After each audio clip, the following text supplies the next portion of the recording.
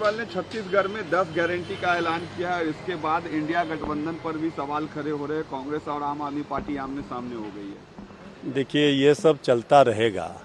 26 दलों का गठबंधन बना है इंडिया, और इंडिया जीतेगा और देश की जनता की उम्मीदों पर खरा उतरेगा। और आपस में ये सब जो चीज़ें चल रही है वो सब समय आने पर समाप्त हो जाएगा। थोड़ी बहुत जो चर्चा होती है कि उसने ये कह दिया, कहीं कहीं राज्यों में हैं ऐसी समस्याएं, लेकिन इसका भी समाधान ढूंढ लिया जाएगा समय रहते। केजरीवाल के वादे के बाद कांग्रेस ने पलटवार किया है और पवन खेरा ने कहा है कि दिल्ली और छत्तीसगढ़ के काम पर जो है बहस कर ले। देखिए, दिल्ली में जो काम हुए चाहे छत्तीसगढ़ में जो काम हुए, काम तो इंडिया गठबंधन के ही दलों ने किया है। इसलिए जो भी काम हुए हैं ये इसका सारा श्रेय इंडिया गठबंधन के दलों को जाता है। स्मृति ईरानी ने कहा है कि मेरा इतिहास भागने का नहीं है। वो राहुल गांधी का है। पहले इंडिया अलायंस ये बताए कि उनके गठबंधन का चेहरा कौन है। देखिए, स्मृति ईरानी जी को पहले अपने चेहरे के सामने आईना रख लेना चाहिए।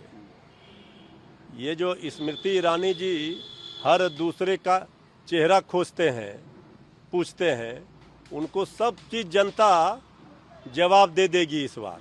उन्होंने तो पार्लियामेंट में स्मृति ईरानी ने जो बहस में भाग लेते हुए विश्वास प्रस्ताव पर बातें कही थी वो भी गलत था।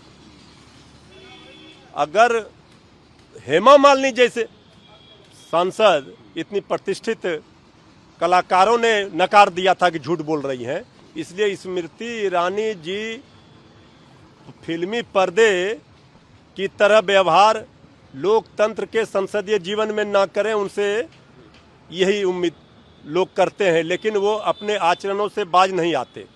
बिहार में लगातार लूट और हत्या हो रही है। कल भी जिस तरीके से गोली चली, आज सुबह भी बेगूसराय में गोली चली। बिहार के लॉ एंड ऑर्डर पर बड़ा सवाल खड़ा हो रहा है कि क्या अपराधियों के मन से पुलिस का खौफ खत्म हो गया है। देखिए, बिहार में किसी भी कीमत पर कानून का राज स्थापित होगा, ये नीतीश तेजस्वी की सरकार का बिहार की जनता से वादा है और इस वादे को पूरा किया जाएगा। इस भरोसा और विश्वास को टूटने नहीं दिया जाएगा।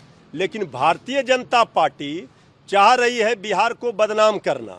कानून व्यवस्था के सवाल पर जब जब बीजेपी सत्ता से बाहर होती है तभी ज्ञान देती है।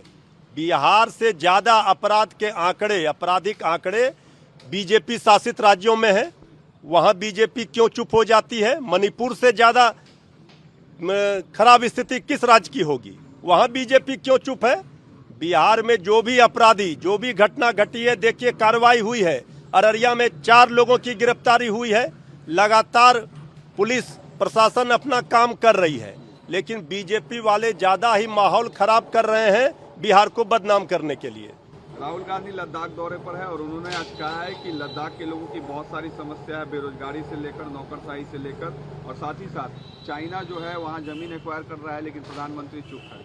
राहुल गांधी जी ने पूरे देश में यात्रा करके जनता के दिलों को जीता है, और राहुल गांधी जी के नाम से जिस तरह से बौखलाहट बीजेपी में बढ़ी हुई है, ये बता रहा है कि राहुल गांधी जी अपने मिशन में सफल हो रहे हैं।